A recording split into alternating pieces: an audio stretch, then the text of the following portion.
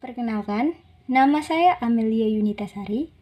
Di sini, saya akan memberikan sedikit informasi tentang salah satu ancaman non-militer yang pernah terjadi di Indonesia, yaitu pencurian sumber daya alam laut di Indonesia.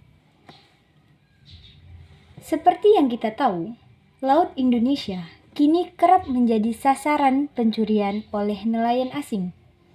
Hal ini disebabkan karena terbatasnya sarana dan prasarana pengawasan yang menyebabkan kekayaan laut Indonesia, khususnya di Laut Natuna, mudah untuk dicuri. Selain itu, perairan Indonesia juga merupakan area lalu lalang jenis ikan yang berkualitas tinggi seperti tuna.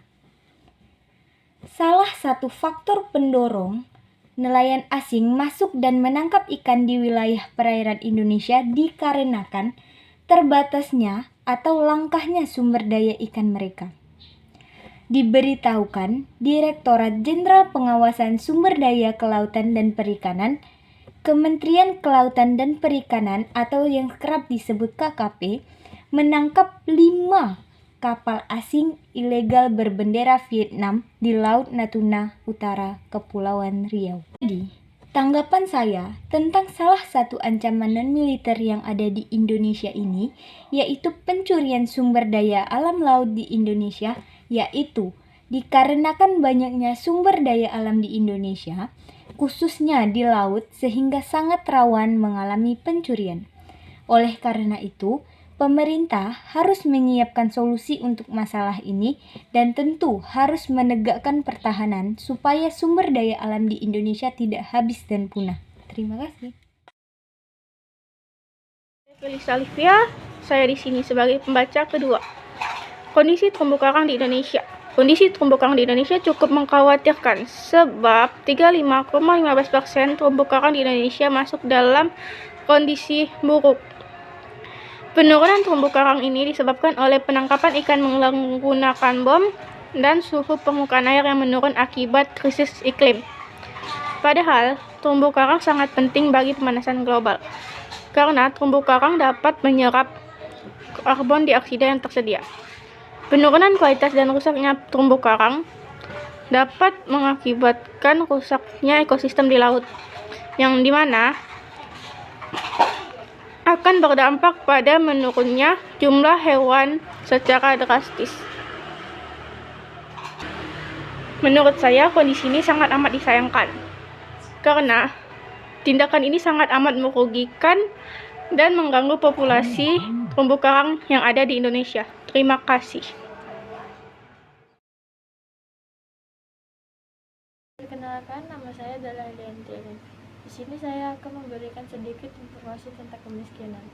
Kemiskinan adalah keadaan saat ketidakmampuan untuk memenuhi kebutuhan dasar seperti makanan, pakaian, tempat berlindung, pendidikan, dan kesehatan. Kemiskinan dapat disebabkan oleh kelangkaan alat pemenuh kebutuhan dasar ataupun sulitnya akses terhadap pendidikan dan pekerjaan. Kemiskinan merupakan masalah global. Sebagian orang memahami istilah ini secara subjektif dan komparatif, sementara yang lainnya melihatnya dari segi moral dan evaluatif, dan lainnya lagi memahaminya dari sudut ilmiah, telah mapan, dan lain-lain.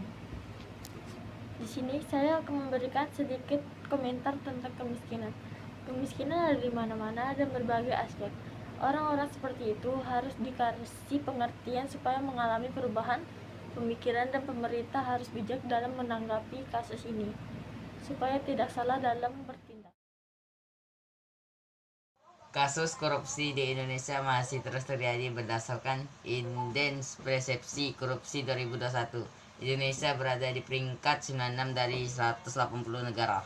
Sementara itu berdasarkan survei dari BPS di tahun 2021, indeks perilaku anti korupsi berada di kisaran 3,88%. Kasus korupsi di Indonesia masih terus terjadi. Kasus seperti inilah bukan kasus biasa saja. Harus bertindak lebih baik lagi agar para pelaku jera melakukan dan tidak merugikan Indonesia lagi.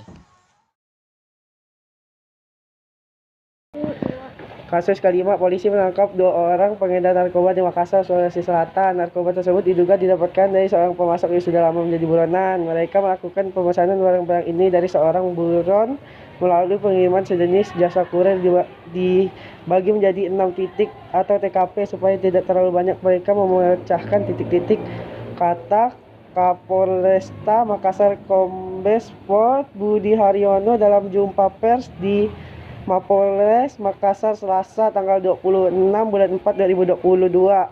Kedua pelaku berinisial FZ dan ZF. Mereka ditangkap bersama barang bukti narkoba jenis ganja sebesar 1,8 kg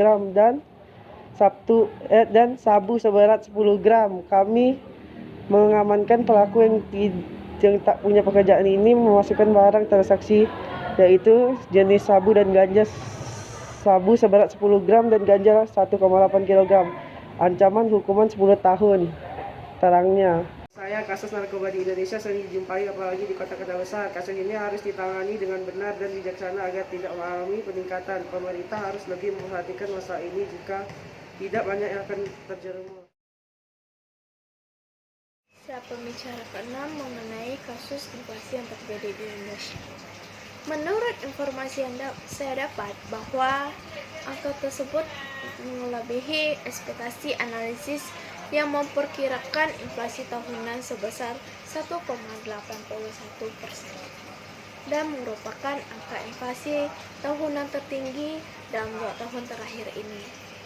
Penyumbang inflasi terbesar datang dari kelompok makanan, minuman, dan tembakau dengan kenaikan sebesar 0,41%. Diikuti oleh komponen transportasi yang datangnya dari udara sebesar 0,0%.